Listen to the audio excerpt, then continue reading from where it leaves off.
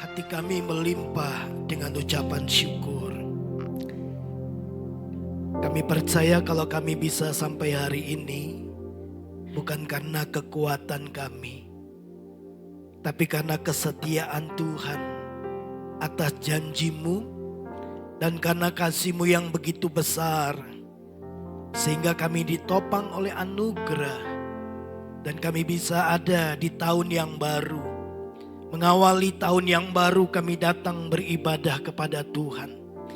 Kami membawa hidup kami membawa yang terbaik untuk kami persembahkan kepada Tuhan. Pertama-tama adalah hati kami. Terima kasih Bapa di surga. Terima kasih buat kehadiran-Mu. Itu yang membuat pertemuan ibadah kami menjadi ibadah yang spesial, ibadah yang diberkati oleh Tuhan. Terima kasih, kami mau buka hati kami untuk dengar firman-Mu. Kami janji Tuhan, bukan hanya menjadi pendengar, kami menjadi pelaku firman Tuhan. Terima kasih, berbicaralah kepada kami siap mendengarkan firman-Mu di dalam dan demi nama Yesus Kristus. Kita yang siap terima firman Tuhan sama-sama katakan, amin. Silakan duduk Bapak Ibu, shalom. Selamat pagi dan selamat tahun baru 2026. Ini sebuah permulaan yang baik ya. Percayalah bahwa jaminan kemenangan kita, jaminan keberhasilan kita, bahkan banyak hal yang akan kita lalui dan kita dapat mengubah tantangan menjadi kemenangan. Itu ketika kita memulainya dan berjalan seterusnya bersama-sama dengan Tuhan. Amin. Ya, nah baik Bapak Ibu, di awal minggu yang pertama di tahun yang baru ini, saya ingin berbagi apa yang menjadi pesan Tuhan, visi Tuhan selama tahun 2026 ini. Ya, kita akan sama-sama lihat. Ya, baik Bapak Ibu. Visi kita tahun ini adalah deeper and stronger. Artinya menjadi semakin dalam dan semakin kuat. Ya, nah sepanjang tahun ini kita akan banyak bicara tentang hal ini. Dan ada bagian-bagian yang kemudian menjadi perenungan-perenungan kita. Apa yang Bapak Ibu Saudara perlu bangun di sepanjang tahun ini. Supaya kita masuk di tahun yang baru ini. Kita ini berjalan dengan sebuah keyakinan. Berjalan dengan sebuah kepastian. Bahwa Tuhan tidak pernah meninggalkan kita. Tuhan setia terhadap janjinya dalam hidup saudara dan saya. Nah, saudara, kita baru saja masuk di tahun 2026. Banyak orang memulai tahun yang baru dengan sebuah resolusi.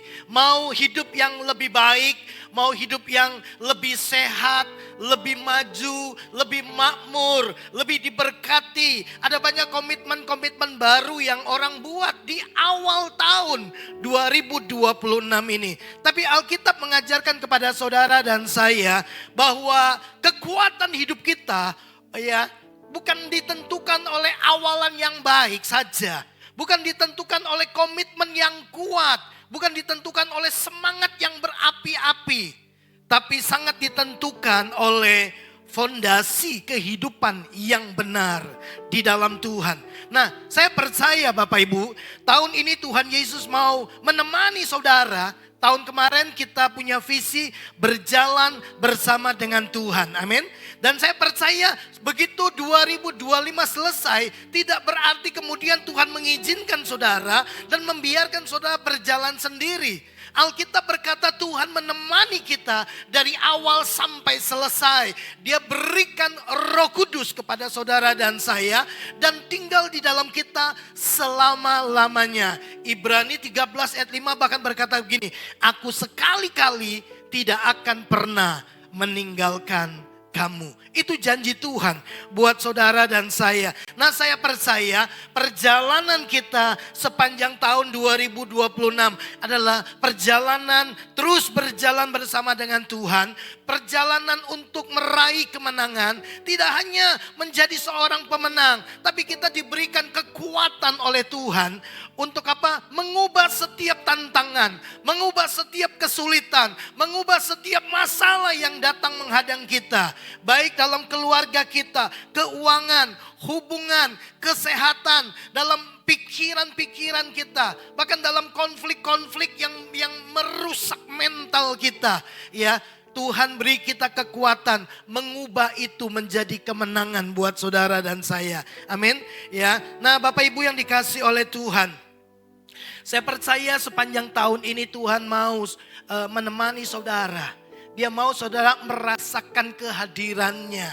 Dia mau saudara kemudian menikmati sebuah hubungan yang mendalam dengan dia. Supaya saudara menerima aliran-aliran kekuatan yang berasal dari Tuhan. Bukankah Paulus berkata bahwa ya harta yang kami punya di dalam bejana tanah liat, di dalam bejana tubuh yang rapuh ini, kekuatan yang tidak seberapa ini. Paulus berkata ada harta yang berharga, yaitu kekuatan yang melimpah-limpah yang berasal dari Tuhan. Paulus bilang itu bukan dari diri kami, tapi itu berasal dari Tuhan yang berdiam di dalam kehidupan saudara. Jadi jelas Bapak Ibu, Tuhan mau saudara dan saya benar-benar memiliki hubungan yang kuat di dalam Dia.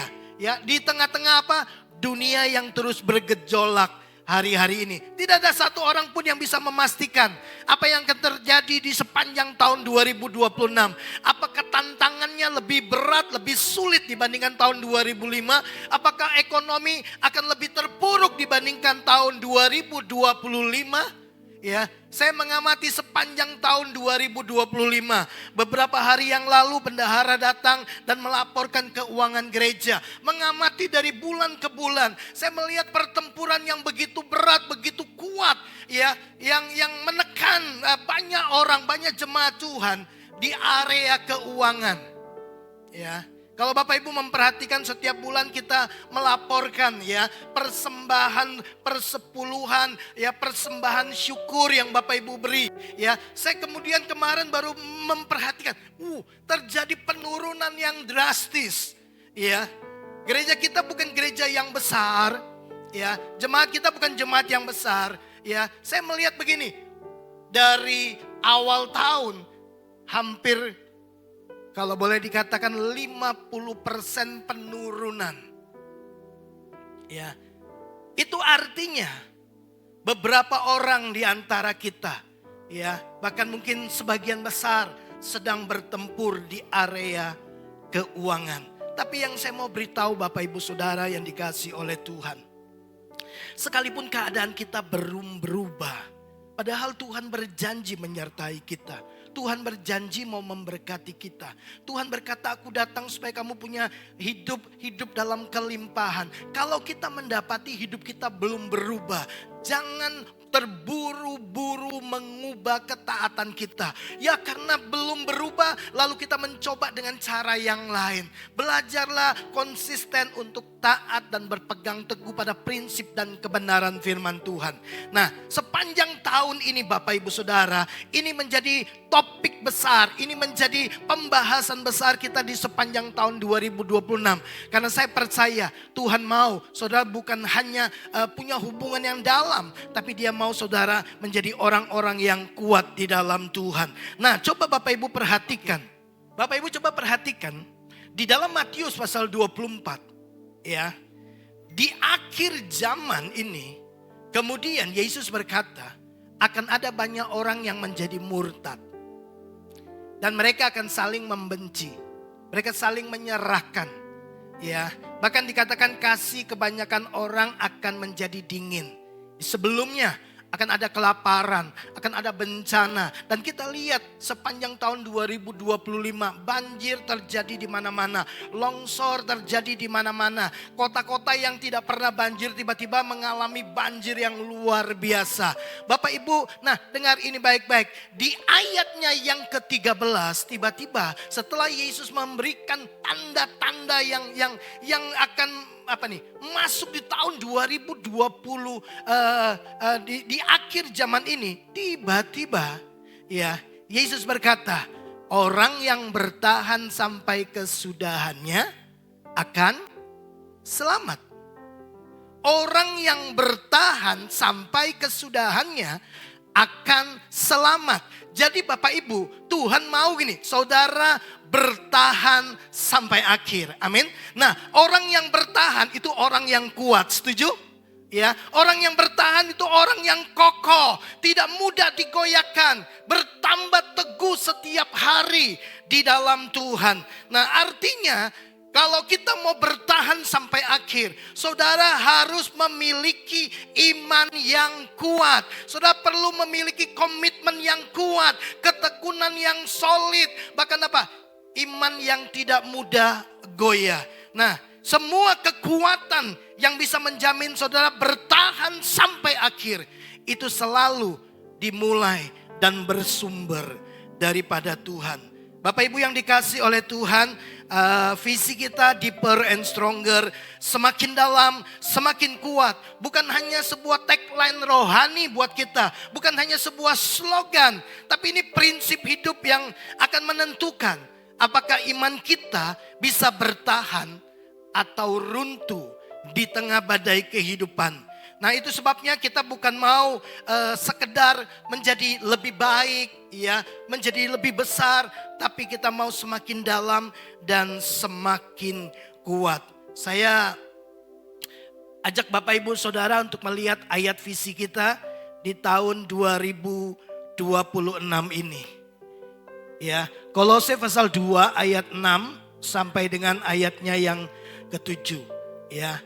Kamu telah menerima Kristus Yesus Tuhan kita. Karena itu hendaklah hidupmu tetap di dalam Dia. Kata tetap di dalam Dia dalam bahasa aslinya itu memiliki pengertian tetap berjalan bersama-sama dengan Tuhan dalam keseharian kita. Jadi waktu kita telah menerima Kristus sebagai Tuhan, yang Tuhan harapkan adalah gini, saudara tidak terpisah lagi dengan Tuhan. Saudara melekat seperti pokok anggur dengan rantingnya, ya. Saudara tetap nempel sama Tuhan. Saudara tidak keluar dari Tuhan. Nanti saya akan tunjukkan kepada Bapak Ibu Saudara resiko bahayanya kalau kita keluar dari Tuhan. Bapak Ibu perhatikan, tetap di dalam Dia. Tapi ini yang Paulus sedang sampaikan kepada jemaat yang ada di Kolose. Mereka ini menghadapi banyak ajaran sesat.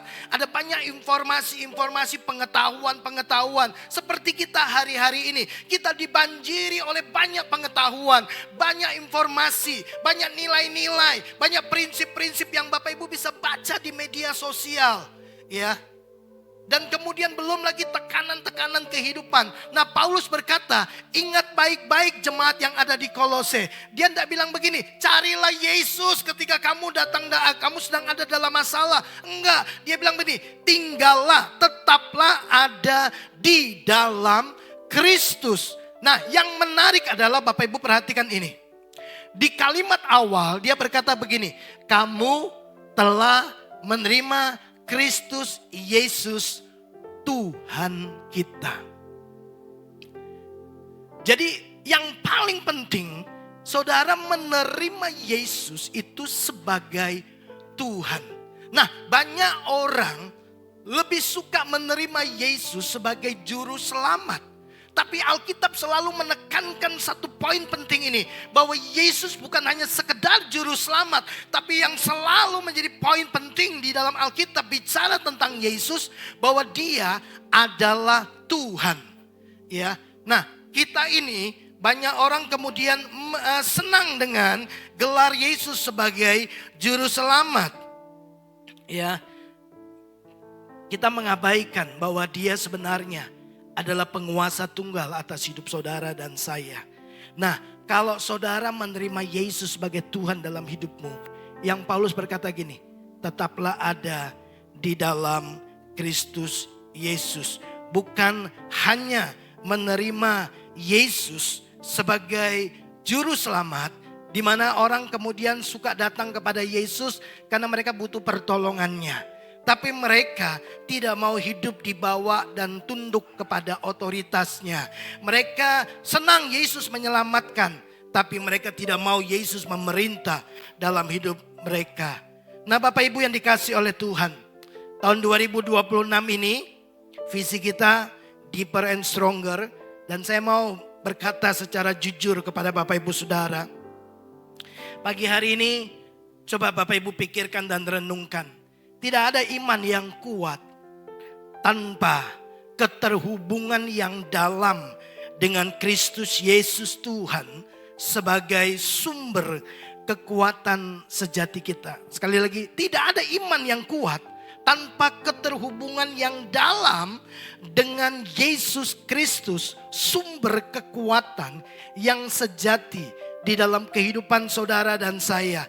Nah, Bapak Ibu, krisis seringkali memacu banyak orang kemudian merasa iman mereka tiba-tiba digerakkan untuk mencari Tuhan. Ya, orang berpikir bahwa krisis memunculkan iman. Alkitab tidak pernah bilang bahwa krisis itu menciptakan iman. Krisis itu mendatangkan iman. Ya, bahwa masalah, bahwa tekanan hidup, bahwa kesulitan itu kemudian memaksa orang untuk datang mencari Tuhan. Tapi itu tidak berarti bahwa orang yang datang kepada Tuhan itu percaya sepenuhnya kepada Tuhan. Mereka datang kepada Tuhan karena mereka butuh pertolongan. Setuju Bapak Ibu? Karena apa? Karena ada masalah. Mereka butuh pertolongan. Mereka butuh solusi. Mereka butuh jawaban. Mereka butuh jalan keluar. Jadi krisis sebenarnya justru menunjukkan kualitas iman kita yang sesungguhnya. Membuka ya apa sebenarnya iman saudara kepada Yesus Kristus. Apakah dia Tuhan atau dia hanya sekedar solusi yang kita butuhkan. Juru selamat yang kita mau dia menyelamatkan kita tanpa kita mau tunduk kepada otoritasnya. Tanpa kita mau Yesus memerintah dalam kehidupan saudara dan saya. Yeremia 17 ayatnya yang ke-7 dan 8 itu bilang begini. Diberkatilah orang yang mengandalkan Tuhan, yang menaruh harapannya kepada Tuhan. Ia seperti pohon yang ditanam di tepi aliran air, yang merambatkan akar-akarnya ke tepi batang air, yang tidak mengalami datangnya panas terik, yang daunnya tetap hijau, yang tidak khawatir dalam tahun kering, dan yang tidak berhenti menghasilkan buah. Akarnya itu merambat ke sumber air. Kita tuh digambarkan seperti pohon yang ditanam di tepi aliran air.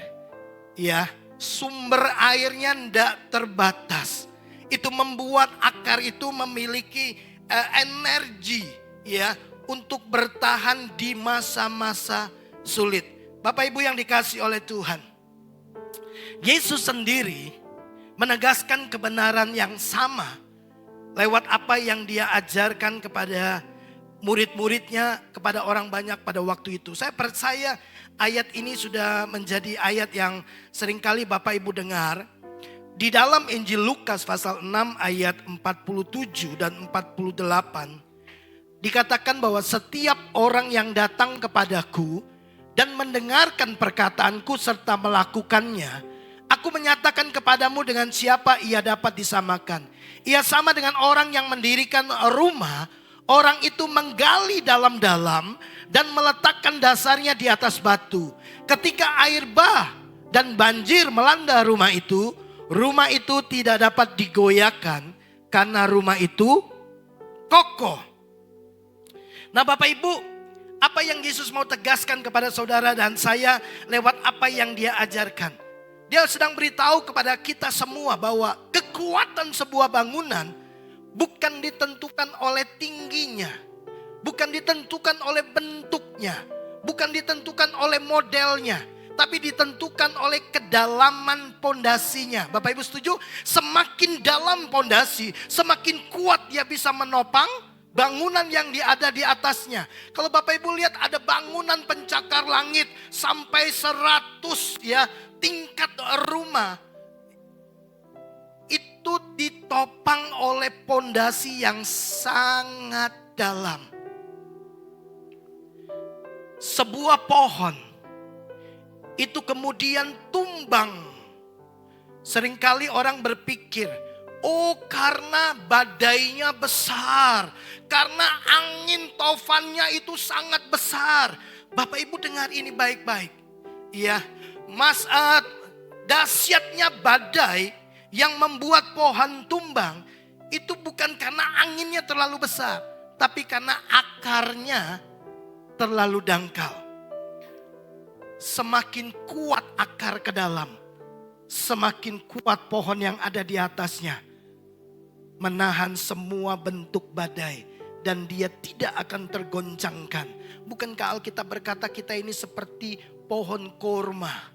Ya, pohon korma itu kalau mau ditanam itu pertama digali lebih dalam-dalam dulu, ya, kurang lebih 1 meteran, kemudian ditaruh benihnya, kemudian ditopang sama batu, kemudian ditaruh lagi beberapa jenis batu, kemudian ditutup. Tujuannya apa? Supaya benih itu mengakar lebih dalam dulu sebelum kemudian dia menerobos ke atas. Semakin kuat dia ke dalam, semakin dia punya kekuatan untuk menerobos semua tantangan untuk dia muncul sampai ke atas permukaan. Nah, dari sini kita belajar Bapak Ibu Saudara, bahwa aktivitas membangun kedalaman itu adalah aktivitas membangun kekuatan. Jadi semakin Bapak Ibu dalam di dalam Tuhan, semakin kuat kita di dalam kehidupan saudara dan saya. Dari ayat yang kita baca tadi Bapak Ibu, sebenarnya masalah terbesar dalam hidup orang percaya hari-hari ini, yang terakhir di zaman akhir ini, masalah terbesar orang Kristen modern hari-hari ini bukan kekurangan firman. Ya, kita itu dibanjiri oleh banyak firman Tuhan di media sosial, betul? Bapak Ibu buka YouTube, Bapak Ibu bisa baca, Bapak Ibu bisa dengar banyak sekali pengajaran firman Tuhan. Saudara dibanjiri oleh nilai-nilai prinsip-prinsip firman Tuhan. Ya, lihat di Instagram banyak sekali ya pengajaran-pengajaran firman Tuhan. Kita tidak kekurangan firman Tuhan. Setiap hari Bapak Ibu bisa baca renungan dari berbagai media, dari berbagai hamba-hamba Tuhan. Bapak Ibu bisa baca. Kita tidak kekurangan firman. Setiap minggu Bapak Ibu baca firman. Setiap hari kita punya renungan firman. Bapak Ibu baca firman, kita tidak kekurangan firman.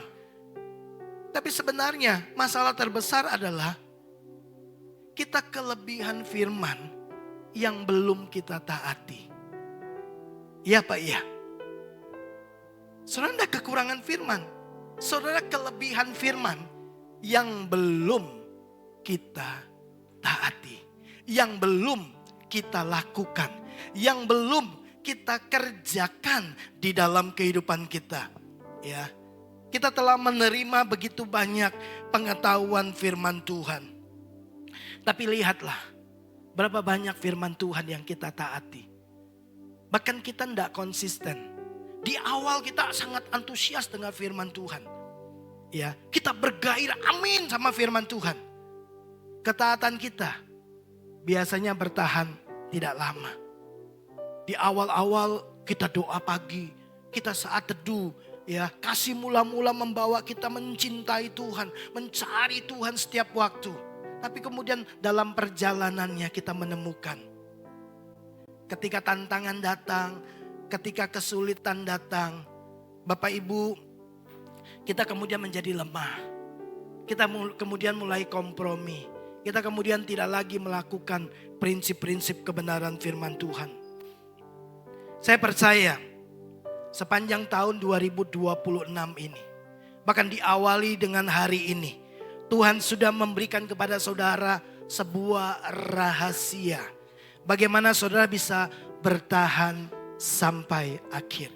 Tuhan tidak mungkin minta saudara bertahan sampai akhir tanpa dia memberitahukan kepada saudara rahasia bagaimana saudara tetap kuat. Rahasia bagaimana saudara bisa tetap teguh di tengah goncangan. Ya, ini Matius pasal 24. Itu Yesus berkata mereka yang bertahan sampai akhir mereka akan selamat.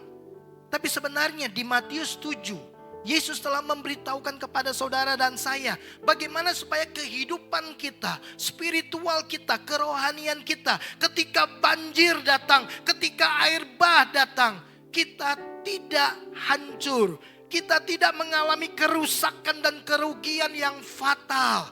Yesus telah mengajarkan kepada saudara dan saya supaya apa? Saudara mendengar firman dan melakukannya. Sebab waktu saudara mendengar firman, merenungkan firman, mentaati firman, Tuhan tuh bilang begini, kau sedang menggali dalam-dalam, kau sedang membangun sebuah pondasi yang kuat.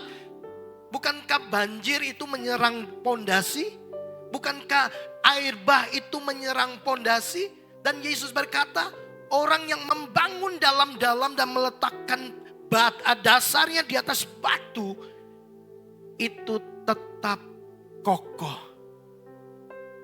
Oleh karena itu Bapak Ibu Saudara yang dikasihi oleh Tuhan, yang Tuhan mau sepanjang tahun 2026 ini mengajak saudara dan saya mengerjakan sesuatu yang sangat esensi yang bisa menolong saudara bertahan di tengah gejolak zaman yang tidak menentu hari-hari ini. Bagaimana saudara tetap bisa menghasilkan buah, tetap hijau daunnya, tetap bertahan di masa-masa yang sulit ya bersama-sama dengan Tuhan. Bangun kedalaman, melekat dengan Tuhan. Ya, Yohanes 15 ya. Supaya kita ini melekat, Yesus itu pokok anggur, kita carangnya. Kalau kita tidak melekat, tidak tinggal di dalam Kristus, Alkitab berkata kita akan dibuang keluar. Kita akan terpisah dengan Tuhan. Saudara tidak punya kekuatan untuk bisa bertahan. Saudara tidak mungkin bisa melawan tipu daya iblis. Ya, setan tidak kelihatan tapi kelicikannya, ya tipu muslihatnya seringkali membuat kita berpikir ulang. Ya, terhadap janji Tuhan. Kita selalu diajak untuk melihat realita kehidupan. Bahwa realita kehidupan berbeda dengan janji Tuhan. Lalu kemudian menumbuhkan dalam hati kita. Seolah-olah Tuhan mengabaikan kita. Tuhan tidak mengasihi kita. Tuhan tidak menolong kita. Tuhan tidak sayang sama kita. Iblis selalu membuat keraguan itu muncul dalam hidup Bapak Ibu Saudara.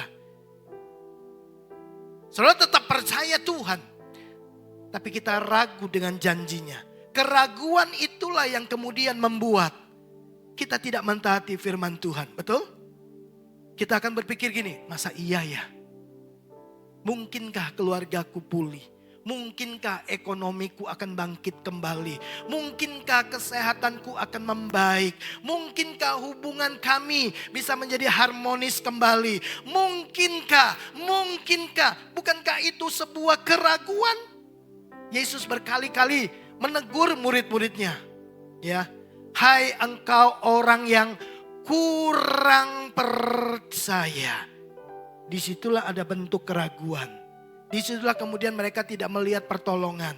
Disitulah kemudian mereka terpuruk. Disitulah kemudian mereka mulai kompromi dengan kebenaran. Dan mengambil nilai-nilai dari dunia ini. Bapak Ibu yang dikasihi oleh Tuhan. Membangun kedalaman. Membawa kita semakin mendekat, melekat dengan Tuhan. Jangan mau lepas dari Kristus. Jangan mau kemudian kita terpisah dari Tuhan Yesus. Bapak Ibu coba perhatikan ini. Paulus itu menegur jemaat yang ada di Galatia. Ya. Di Galatia dia menemukan ada karunia-karunia roh yang bekerja dengan luar biasa. Ya, di Galatia 5 ayat yang 4 Bapak Ibu coba perhatikan nih. Paulus itu menegur keras. Kenapa? Nanti kalau Bapak Ibu baca di pasal-pasal sebelumnya, Paulus tuh ngomongnya keras gini. Hai orang Galatia yang bodoh. Saya mau tanya Bapak Ibu Saudara. Apakah saudara senang dikatakan sebagai orang yang bodoh? Tidak ada orang yang suka dikatakan sebagai orang yang bodoh. Nah, salah satu alasan dan akibat kemudian kebodohan yang dilakukan oleh jemaat di Galatia. Paulus tuh bilang begini, kamu lepas dari Kristus jikalau kamu mengharapkan kebenaran oleh hukum Taurat. Kamu hidup di luar kasih karunia. Bapak Ibu ingat? Waktu Yesus mengajar tentang pokok anggur, Yohanes 15 ayat yang kelima, dia berkata, di luar aku, kamu tidak bisa berbuat apa-apa. Di luar aku, kamu tidak punya kebenaran. Di luar aku, kamu tidak menerima kasih karunia. Karena Yohanes 1 ayat 17 berkata gini, hukum Taurat diberikan oleh Musa, tapi kebenaran dan kasih karunia datang dari Yesus Kristus. Nah, kalau kita di luar Kristus, saudara di luar kebenaran. Kalau saudara di luar kebenaran, saudara di luar kasih karunia. Itu yang membuat begini, kita tidak punya kekuatan menghadapi dunia ini. Kita tidak punya kekuatan untuk taat dan bertahan sampai akhir. Waktu kita lepas dari Kristus, kita tidak lagi menerima topangan, anugerah, kasih karunia. Padahal kasih karunialah yang memampukan saudara bisa bertahan sampai akhir. Kasih karunialah yang membuat saudara bisa mentaati firman Tuhan. Kasih karunialah yang membuat saudara bisa percaya pada janji-janji Tuhan. Nah, kasih karunia itu datangnya dari Yesus Kristus. Kalau kita lepas dari Kristus, kita ada di luar kebenaran. Artinya, saudara sedang hidup dalam ketidakbenaran. Makanya orang yang berjumpa dengan Kristus akan berjumpa dengan kebenaran. Bapak Ibu yang dikasihi oleh Tuhan. Waktu Paulus berkata kepada jemaat yang ada di Galatia. Dia berkata begini, jangan keluar dari Kristus. Jangan terpisah dari Kristus. Ya, kesalahan fatal orang Kristen dewasa ini adalah begini Bapak Ibu. Mereka memulai dengan anugerah. Tapi mereka melanjutkan kehidupan mereka dengan kekuatan mereka sendiri. Makanya orang seringkali berkata begini, kenapa ya? Waktu kita pertama kali bersama dengan Tuhan, kita ngalami kasih mula-mula, menggebu-gebu dengan Tuhan. Tapi kemudian berjalannya waktu, Bapak Ibu, kita kemudian menjadi suam-suam kuku. Ke gereja kalau sempat, ke gereja kalau kita nggak sibuk, ke gereja kalau kita lagi moodnya lagi baik, baca firman kalau kita lagi hati lagi senang, ya. Tidak seperti awal-awal, ya. Bapak Ibu merasakan itu? Ya, cinta mula-mula kita menggebu-gebu sama Tuhan. Ya, tapi kemudian perjalannya waktu, kenapa kemudian kita tidak seantusias, tidak sebergairah pertama kali kita bertemu dengan Tuhan? Jawabannya ada di dalam firman Tuhan. Karena kita memulainya, karena kita diselamatkan oleh anugerah. Kita percaya karena anugerah. Ya, ada kasih karunia yang bekerja dalam diri kita. Paulus berkata, kasih karunia yang dia anugerahkan kepadaku tidak sia-sia. Kasih karunia itu membuat aku bekerja lebih keras. Seharusnya kasih karunia membuat kita terus bergantung kepada Tuhan. Tapi herannya, yang seringkali terjadi, justru kita memulai dari dalam roh, tapi kita mau mengakhirinya dengan daging, dengan kekuatan kita. Inilah yang kemudian dikatakan oleh Paulus kepada jemaat yang ada di Galatia. Saya bacakan buat Bapak Ibu Saudara. Bapak Ibu coba perhatikan ini baik-baik. Dikatakan demikian, hai orang-orang Galatia yang bodoh. Betul? Ini keras Bapak Ibu. Ini teguran keras. Kenapa? Karena ini fatal. Kenapa? Karena mereka sedang menghidupi kekristenan mereka dengan kekuatan mereka sendiri. Menjalani ibadah mereka pakai kekuatan. Mereka tidak bersandar lagi kepada Tuhan. Nah perhatikan, hai orang-orang Galatia yang bodoh. Siapakah yang telah mempesona kamu? Siapa yang telah membuat hatimu berpaling dari Kristus? Siapa yang membuat hatimu kemudian tidak lagi mengarah kepada Yesus Kristus. Siapa yang mempesona kamu? Dia berkata, bukankah Yesus Kristus yang disalibkan itu telah dilukiskan dengan tenang di depanmu? Yesus Kristus yang disalibkan. Kalau ada orang mengajarkan tentang Yesus Kristus, tapi tidak menegaskan Yesus Kristus yang disalibkan. Di dalam kitab yang lain berkata, Isa Al-Masih. Yesus Kristus adalah Isa Al-Masih. Tapi Isa Al-Masih di dalam kitab yang di seberang sana, dia tidak disalibkan. Yang disalibkan yang serupa dengan Isa. Paulus berkata, itu bukan Tuhan. Jadi Bapak Ibu jangan sembarang percaya. Paulus berkata, yang kamu percayai, yang membuat hidupmu berubah adalah Yesus Kristus yang disalibkan.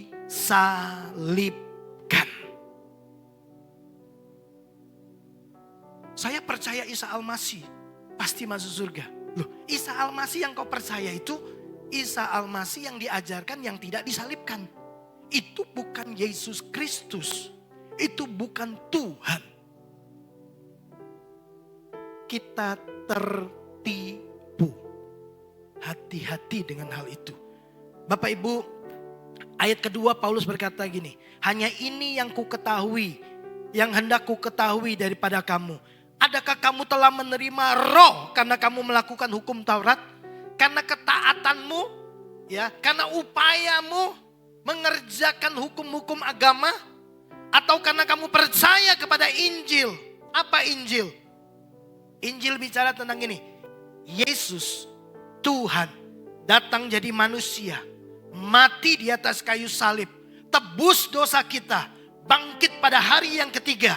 Naik ke surga. Itu Injil. Itu berita kabar baik dari Yesus Kristus yang sesungguhnya. Bahwa dia Tuhan yang menjadi manusia. Mati tebus dosa kita dengan cara disalibkan. Pada hari yang ketiga dia bangkit dari antara orang mati. Bapak Ibu perhatikan, adakah kamu sebodoh itu? Kamu telah apa? Mulai dengan roh. Maukah kamu sekarang mengakhiri di dalam daging? Jadi kita mulai dengan anugerah. Kita mulai dengan roh Tuhan. Tapi perjalanan berikutnya saudara coba jalani hidup kekristenan saudara. Dengan kekuatan saudara. Saudara mencoba taat dengan upayamu. Saudara belajar sabar tapi pakai kekuatanmu. Saudara melayani pakai kekuatan kita. Kita enggak doa, kita enggak cari Tuhan sungguh-sungguh. Kenapa? Karena kita mungkin sudah fasih ya. Suara kita bagus waktu kita nyanyi, kita main musik, kita enggak doa lagi. Kita udah biasa main ya. Tutup mata aja kita bisa main dengan luar biasa. Ya, kita asyir, kita enggak usah doa. Saudara pikir itu bukan pelayanan yang spektakuler, ini pelayanan biasa. Bapak Ibu, itu pelayanan yang luar biasa. Tahukah Bapak Ibu, kalau kita pergi ke undangan Bapak Ibu, biasanya yang terima tamu itu siapa? Yang kita tempatkan, kalau saudara punya acara pernikahan, ya, biasanya yang kita taruh di depan untuk menerima tamu, itu siapa Bapak Ibu? Orang-orang yang kita pilih kan. Dari keluarga yang kita hormati. Mau paman kita kah, mau adiknya papa, adiknya mama, kakaknya papa, kakaknya mama. Betul? Saudara enggak taruh pembantu-pembantu kita berdiri di situ atau karyawan yang menyambut tamu kan? Enggak kan? Betul enggak? Halo? Ya kan? Waktu kita asyir, saudara itu orang yang dipilih khusus oleh Tuhan untuk menyambut keluarga Tuhan masuk dalam ibadah. Itu pelayanan yang luar biasa. Bapak Ibu yang dikasihi oleh Tuhan. Itulah sebabnya beberapa orang mencoba menjalani hidup kekristenan mereka dan mereka kalah. Karena mereka pakai kekuatannya sendiri. Orang berkata gini, Pak, sabar itu ada batasnya. Betul Bapak Ibu? Bapak Ibu percaya? Ya, semua orang mengatakan itu. Nah, ayat emas saya nanti Bapak Ibu setelah yang belum dapat ayat emas, nanti setelah ibadah ini selesai Bapak Ibu bisa keluar dan dapatkan ayat emas. Ayat emas saya itu 1 Korintus 13 ayat 4. Kasih itu sabar. Sabarnya Tuhan itu panjang, betul Bapak Ibu? Tuhan sabar sama saudara, kalau tidak sabar selesai kita. Ya, kalau kekudusan dipandang seperti jemaat mula-mula, Bapak Ibu ingat kisah Ananias dan Safira? Loh, punya niat bohong saja, iya kan? Nanti kalau ditanya kita bilang kita udah kasih semuanya ya. Begitu ditanya, saudara, bohong, langsung mati. Loh, kalau itu terjadi hari-hari ini, wah, banyak kita yang kemudian dikuburkan rame-rame. Ya, loh kok meninggal? Loh kok mau meninggal? Loh bohong saja kemudian meninggal. Mengerikan sekali tingkat kekudusan jemaat mula-mula Bapak Ibu. Ya, tapi coba lihatlah. Berapa banyak kita janji sama Tuhan, Tuhan, saya mau sungguh-sungguh sama Tuhan. Saya mau melayani Tuhan. Saya mau doa. Saya mau saat teduh. Tapi kemudian ada kalimat selanjutnya. Tapi bohong. Itu. Kita nggak lakukan. Oh kalau itu terjadi. Kalau Tuhan tidak sabar sama kita, selesai kita. Jadi kalau orang berkata begini, sabar itu ada batasnya Pak. Itu artinya kita mencoba sabar pakai kekuatan kita. Makanya terbatas. Amin Bapak Ibu. Makanya terbatas. Ya. Nah sekarang saya mau mengajak Bapak Ibu Saudara untuk merenungkan beberapa hal. Mengapa kekristenan sekarang justru menjauhi esensi kebenaran ini? Dan banyak orang menyukai aktivitas yang terlihat dan dapat dinilai orang. Ya, sementara Yesus mengajak saudara membangun kedalaman hubungan dengan Dia, membangun kedalaman pengenalan akan Tuhan. Makin saudara terhubung dengan Tuhan, makin saudara kenal Dia, saudara akan semakin mencintai Dia. Saudara akan dengan sangat mudah mempercayai semua perkataannya dan mentaati Dia secara konsisten. Bukan cuma 1-2 minggu, bukan sama 1 bulan, tapi sepanjang hidup saudara. Saudara akan tetap berpegang pada kebenaran yang Bapak Ibu terima dari Tuhan.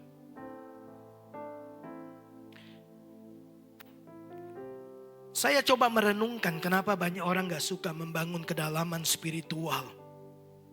Yang pertama Bapak Ibu, membangun kedalaman spiritual, kerohanian kita, itu bukanlah pilihan aktivitas rohani yang populer. Ya, kalau Bapak Ibu tanya aktivitas rohani membangun kedalaman itu seperti apa? Yang pertama itu berdoa. Berdoa itu adalah aktivitas membangun kedalaman, hubungan. Waktu kita berdoa, kita sedang terhubung dengan Tuhan. Yesus berkata kalau kamu berdoa, masuklah ke dalam kamarmu. Di tempat yang tersembunyi, kau akan menemukan Bapakmu. Bapak suka di tempat yang tersembunyi. Maksudnya apa? Pribadi dengan Dia. Tidak dilihat oleh orang lain. Tidak ada sorotan lampu yang kemudian menyoroti apa yang kita lakukan. Ya. Nah, Yesus berkata menggali dalam-dalam. Ya. Nah, menggali itu pekerjaan yang melelahkan. Setuju Bapak Ibu? Menggali itu aktivitas yang tidak instan. Kalau saudara mau semakin dalam, saudara terus menggalinya berkali-kali. Tidak dilihat orang, tidak ada sorotan lampu, tidak dipuji, kurang mendapat perhatian, tidak ada pengakuan. Yang menilai hanya Tuhan saja. Matius 23 ayat yang kelima. Yesus itu mengecam ahli-ahli Taurat dan orang-orang Farisi. Yesus mengajar orang banyak jangan tiru mereka. Karena apa yang mereka lakukan dilakukan supaya dilihat orang. Nah, aktivitas kedalaman ya, pondasi itu ada di dalam, enggak kelihatan. Betul Bapak Ibu? Betul enggak? Ya, akar itu ada di dalam, tidak kelihatan. Saat teduh saudara, Nggak ada orang yang tahu. Hanya saudara dengan Bapa di surga. Saudara dengan Yesus Kristus. Saudara dengan Roh Kudus. Saudara membaca. Saudara mengizinkan dia berbicara kepada saudara. Itu aktivitas kedalaman. Ya, yang tidak dilihat oleh orang lain. Tapi tidak disukai oleh banyak orang. Orang lebih suka tampil di depan. Jadi worship leader. Jadi singer, jadi pembicara, jadi pengkhotbah, jadi pemain musik. Kenapa? Dilihat orang, keren kayaknya. Sementara aktivitas membangun kedalaman,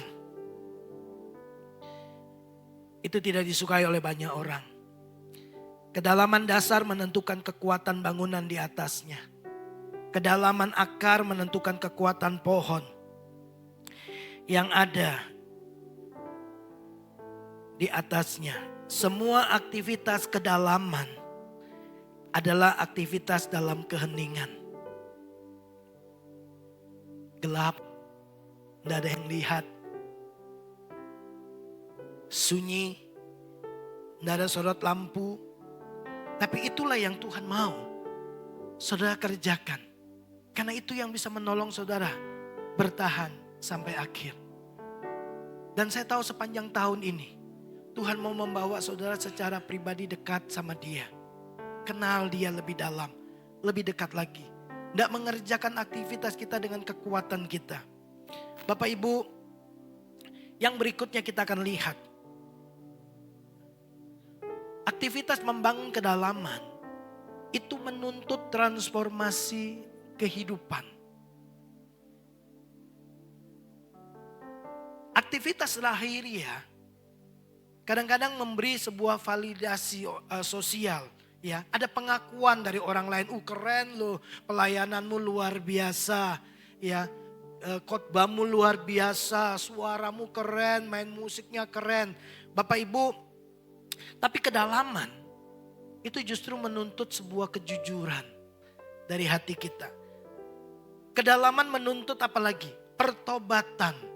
Kedalaman menuntut perubahan karakter. Itu sebabnya banyak orang tidak suka dengan aktivitas membangun kedalaman. Padahal itulah yang selalu Yesus lakukan. Sebelum dia berkhotbah, sebelum dia melakukan mujizat, dia selalu menarik dirinya dari kerumunan orang banyak. Dia datang kepada Bapaknya. Pagi-pagi benar Yesus datang kepada Bapaknya. Gak ada yang lihat, gak ada yang tahu. Selagi hari masih gelap, Yesus membangun sebuah kedalaman hubungan yang intim dan erat bersama dengan Bapaknya. Itu yang membuat dia bisa bertahan sampai akhir. Bahkan di Taman Getsemani kita tahu apa yang Yesus lakukan? Membangun kedalaman. Dia berdoa dengan Bapaknya di surga.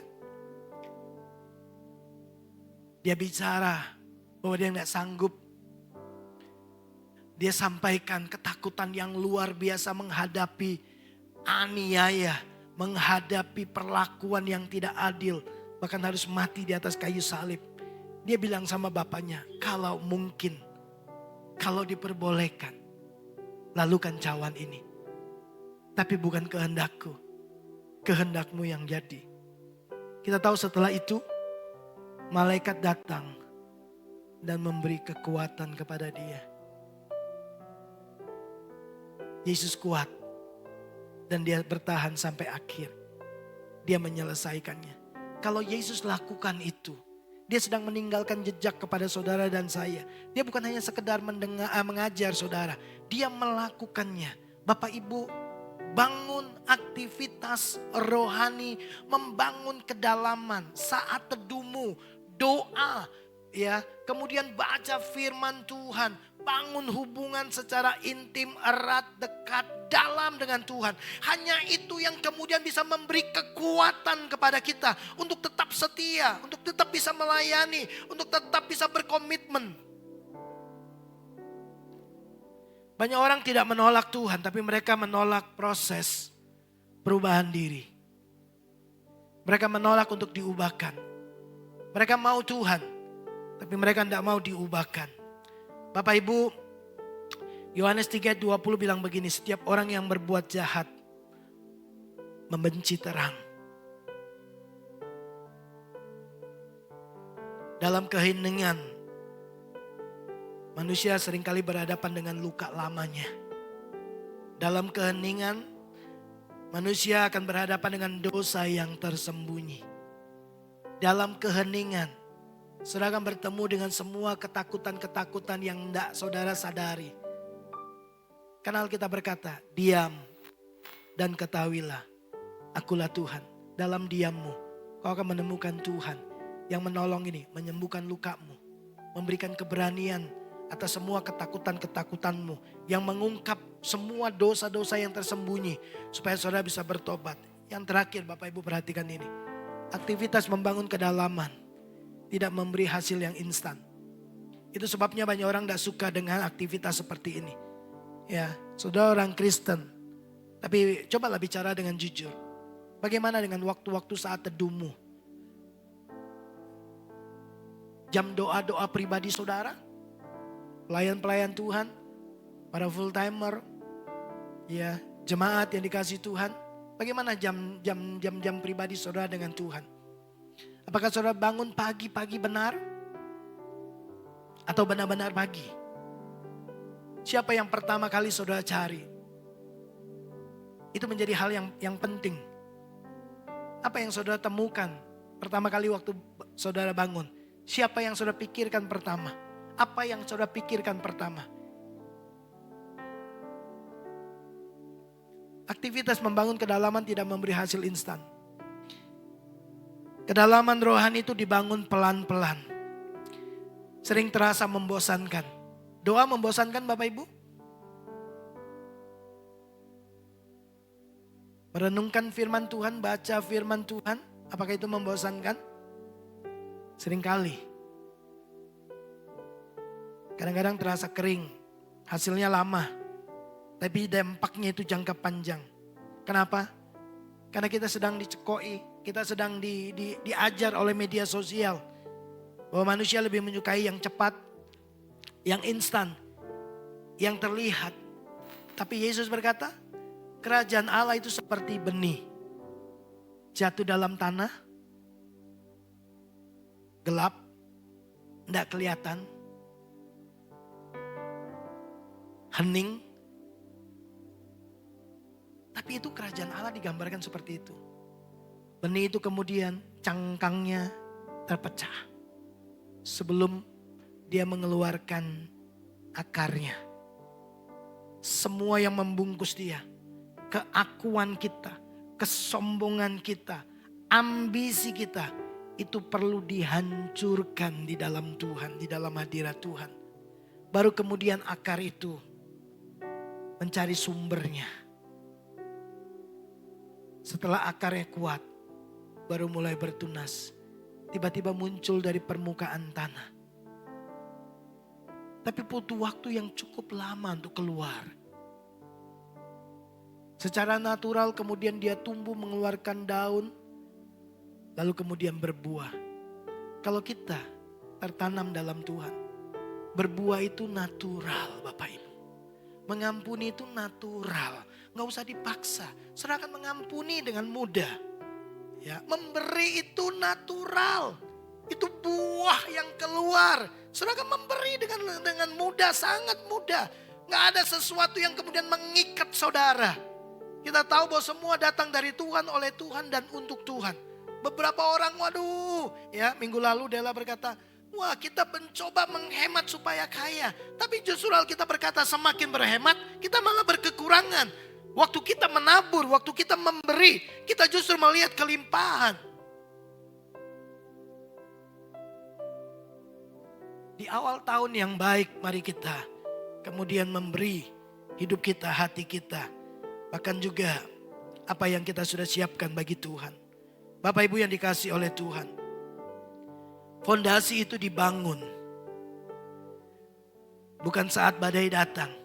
Tapi sebelum badai datang. Banyak orang berpikir gini, nanti kalau ada masalah saya baru serius dengan Tuhan. Itu udah terlambat Bapak Ibu. Kita sudah hancur, sudah rusak, sudah terpuruk, sudah jatuh berkali-kali baru kita cari Tuhan.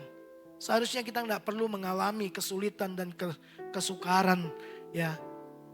Karena Tuhan sudah mengawali dan memberitahu kepada kita. Bangunlah kedalaman. Apa yang dibangun di hadapan Tuhan akan menentukan kekuatan kita di hadapan dunia. Aktivitas rohani membangun kedalaman itu menjaga iman saudara di akhir zaman.